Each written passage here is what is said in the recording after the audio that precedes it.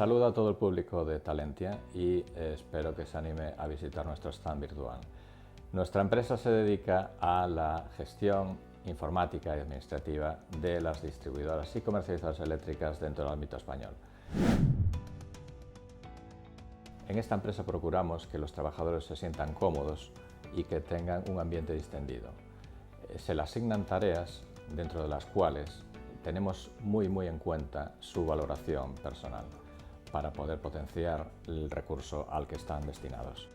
Creamos espacios disponibles de esparcimiento, tipo Office, con recursos gratuitos, etc. Entonces procuramos que se sientan lo más cómodos posibles a la hora de trabajar.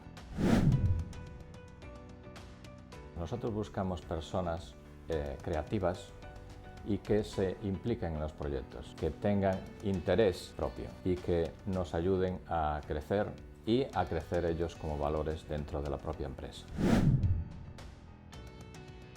Estamos haciendo principalmente dos objetivos. Una es el concentrador secundario, que hay solamente 9 en España, y seríamos el 10º en incorporar este servicio.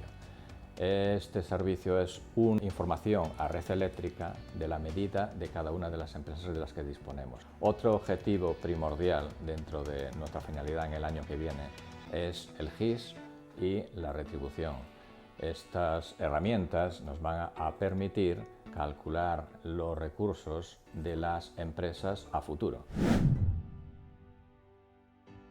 Estamos superando la incertidumbre tratando de crear un espacio lo más aireado posible, con ionizadores de aire, con espacios lo más abiertos posible, con separación entre trabajadores, pero creando ese ambiente de trabajo que nos permita evolucionar.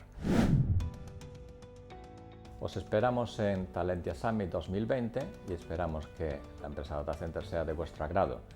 Y si queréis y os interesa, poneros en contacto a través de la propia plataforma de Talentia Summit 2020. Gracias por vuestra atención.